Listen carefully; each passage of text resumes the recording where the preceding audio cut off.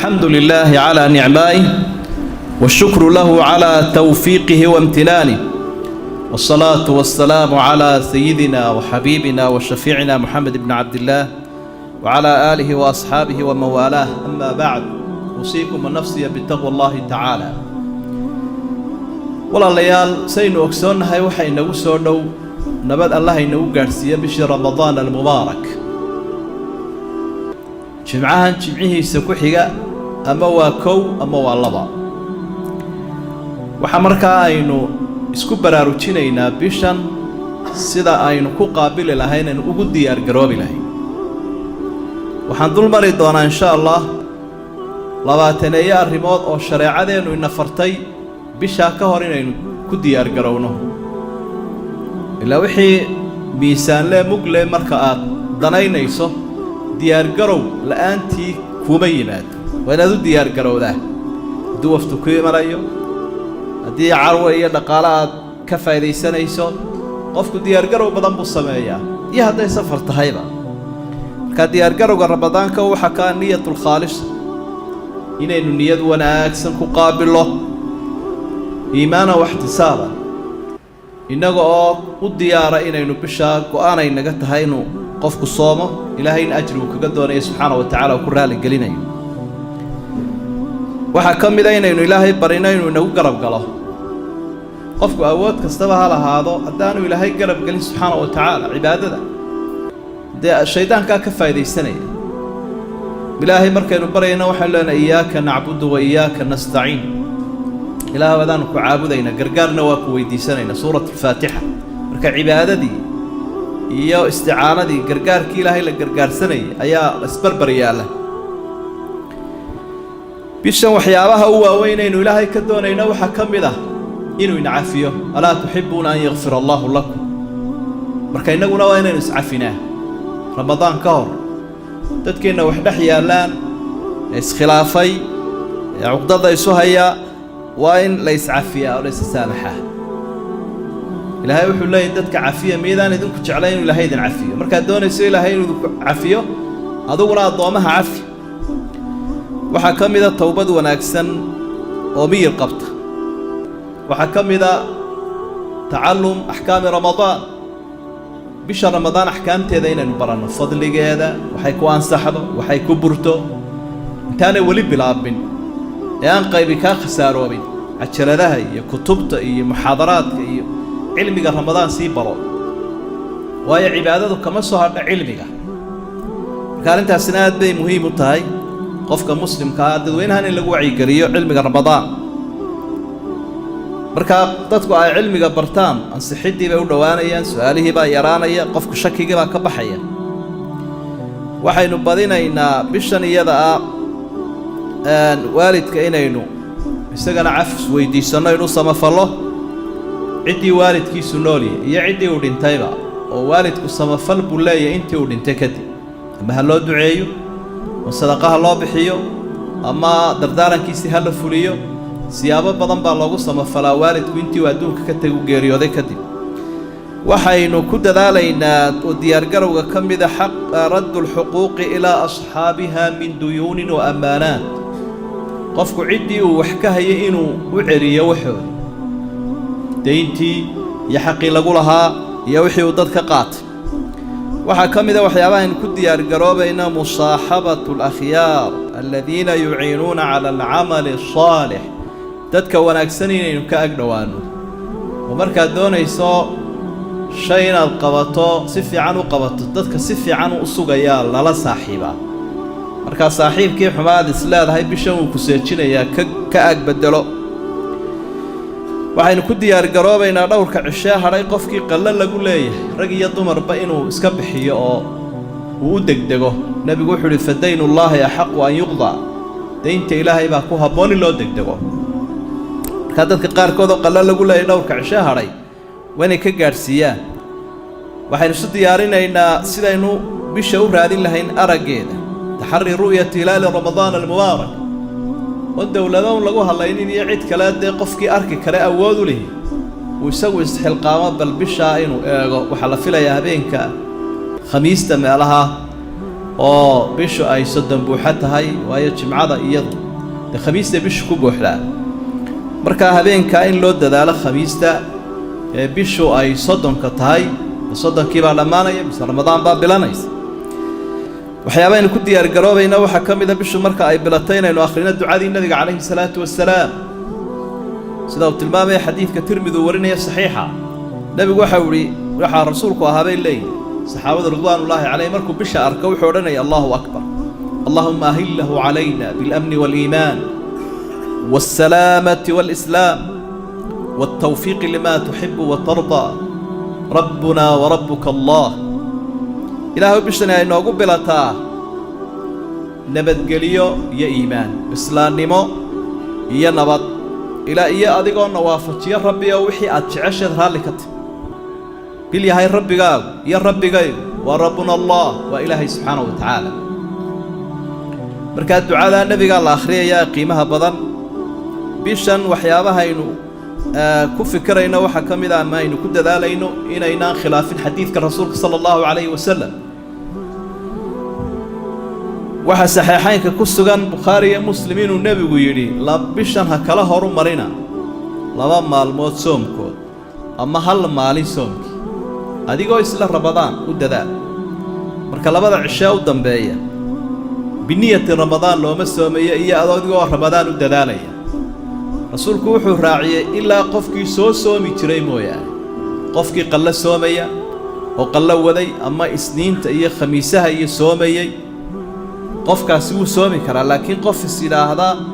maalinkaa 30aad iyo maalinka 29aad iyo ramadaan u dadaal sax maaha waa maalin soomkiisa uu xaaraantinimeeyey rasuulku sala allahu calayhi wasalam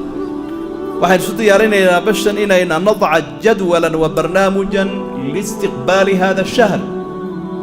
bishan si aynu uga faa'iidaysanno nidaamkaaga waad dhigaysaa adduunyada intaa ka shaqaysa oo wakhtigaa waxbaad baranaysaa wakhtigaa waad cibaadaysanaysaa wakhtigaa qur-aankaada jadwal waa inaad samaysataa noloshaadu ay ka baxdaa wax iska soco iyo cashwaayadda si aad uga faa'iidaysan karto wakhtiga waxaynu bishan ku dadaalaynaa tajhiiz bacdi aladciya almudlaqa waaddiiniya meelaha qaarkood oo qofku uu aad uga dhibanya ama ummaddu ay aad uga dhiban tahay inuu rabbi berigeeda ilaahay uu barayo subxaana wa tacaala arrimaha inuu xalliyo inuu qofku cayinto oo idhaahdo 5 meelood 10 meelood ducada u badisay salafku samayn jireen oo dhib iyo dheef wixii dhib uu ka carraya addoonku iyo wixii dheef uu doonayo naftiisa iyo ummaddaba inuu markaa calaamadsado waxyaabaha ilaahay aad u baraya subxaana wa tacaala waxaa laga maarmaana bishan iyada ah inaynu isu kaashanno ololayaal qaadno waxaa ka mid a taqdiim camal ijtimaaci camal aynu iska kaashanno bulshadeenna aynu ku anfacayno inaynu ku dadaallo had iyo jeerna marka shayga la ysku biiriyu bataa oo macno u sameeyaa dadka sida loo caawin lahaa tabaruc iyo afur loogu samayn lahaa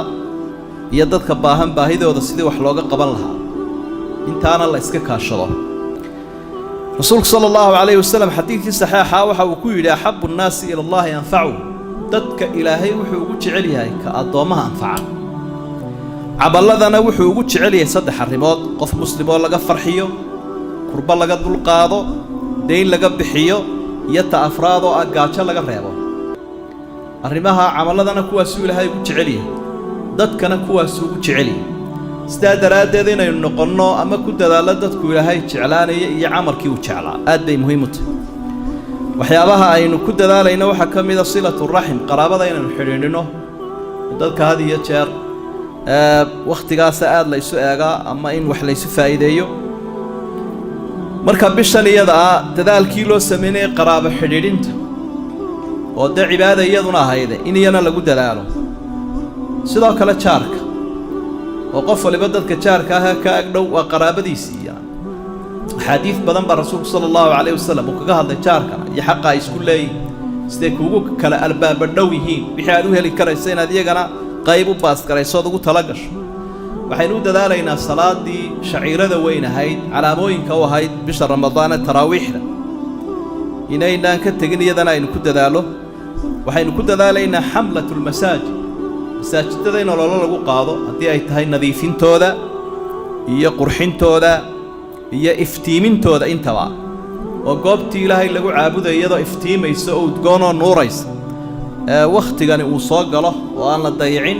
oo istambarkiiyo wixii masaajida u baahnaayeen iyo gogolba dadka ganacsatada iyo maalqabeenku xaafadaha ay ka qayb qaataan iyo tuulooyinka waxaynu ku dadaalaynaa xamla tasyiin shaaric inaynu waddooyinkeenna nadiifino nadaafadiina u dadaalo iftiimintiina loo dadaalo oo sida had iyo jeer ayaamaha qaran waxa ay yidhaahdaan ummaduhu dhulka loo iftiimiyo iyo dalka in bisha ramadaan loo iftiimiyo oo dadka cibaadada u soconaya aanay madow dareemin kudaafad dareemin meel walba wixii dhiba laga qaado waxaynu ku dadaalaynaa alxamla alelektroniya dadka had iyo jeer isticmaalo agabkan wax lagu baahiyo baraha bulshada waa inaynu ololo qaadna aad u fara badanoo dadka aynu wax ku gaadhsiinayno khayrka xadiidkii bukhaari iyo muslim ku sugnaa nebigu wuxuu ku yihi sala allahu calayhi wasalam laan yahdiya allaahu bika rajulan waaxidan khayrun laka min xumri nacam qof qura inuu ilaahay sababtaada ku hanuuniyo geela cascas bay kaaga fiicanta man dalla calaa khayrin falahu midlu ajri faacili xadiidkii muslimna wuxuu nebigu ku yidhi qof khayr tusiya qofkaasi wanaaguu sameeyey in leegunbuu isagana ilaahay siinaya marka waxaad isku daraysaa bahdaada xagga khayrka iyo cidda aad ajriga ka heli karaysa inaad aad u badsato si aad u noqoto dhinaca khayrka nin tol badan ku leh marka qofba inta uu soo hanuuniyo ama uu hagaajiyo ama uu tilmaamo ama qalbigooda ilaahay iyo diintiisa uu soo celiyo ajrigoodu leeyahay marka dhalinyarada waxaynu u sheegaynaa filimada sawirada qaaqaawan waxyaabaha bilaa macnaha intoo iska weydaarataan bisha qof waa inuu ku xisaabtamaa intee oo xadiid intee oo aayadood intee oo muxaadaro ayaad ama sheergalaynaysaa ama dadka gaadhsiinaysaa taasina waa arrin qofku inuu ku xisaabtamo u baahanoo kayd badan bay u dhigaysaa dee markaad boqolaal qof soo hanuuniso ama khayr sabab ugu noqoto ee lagu yidhi intii ay khayrkii sameeyeen in la-eg baad adiguna leedahay wax aad u weyn weeye marka arrintaana aad baynu u baraarujin lahayn waxaanay xidhaysaa meelihii sharka lagu baahin lahaabaa laga xoog badanaya la caabiyaya waxaa ka mid a xamladahaas xamlatu tacaam in afurkaas orana waynu u soo sheegnay lagu talagalo nebigu wuxuu tilmaamay sala allahu calayh wasalam inta qofeed afuriso in aduguna aad leedahay soomka intii ay ka heleen ajrihaa in la-eg xamladaha aynu qaadayna waxaa ka mid ah xamlatu ziyaarati almardaa waalmucawaqiin dadka dhiban baahiyaha gaarka a leh isbitaallada jiifa in iyagana la caawiyo loo gurmado haddii la soo booqanayo iyo haddii wax loo tarayo iyo haddii laga farxinayo baahiyahooda in loo fiirsado kolba waxay u baahi badan yihiin lagala qayb qaato waxaa jira dad iska naafa ah oo haddana isku dayaya soomkii inay soomaan ha laga caawiyo rasuulku sala allahu calayhi wasalam waxa uu inoogu xusay xadiid saxiixu muslim ku sugan min xadiidi abi hurayra maalinta qiyaamaha qofka ilaahay su-aalu weydiinaya markuu xisaabinayo wuxuu leeyahy hebelow waan bukoodo imaad soo booqan raashin baan ku weydiistayoo imaad siinin sharaab baan ku weydiistay iyo cabbitaanoo imaad siinin miyaanad ogayn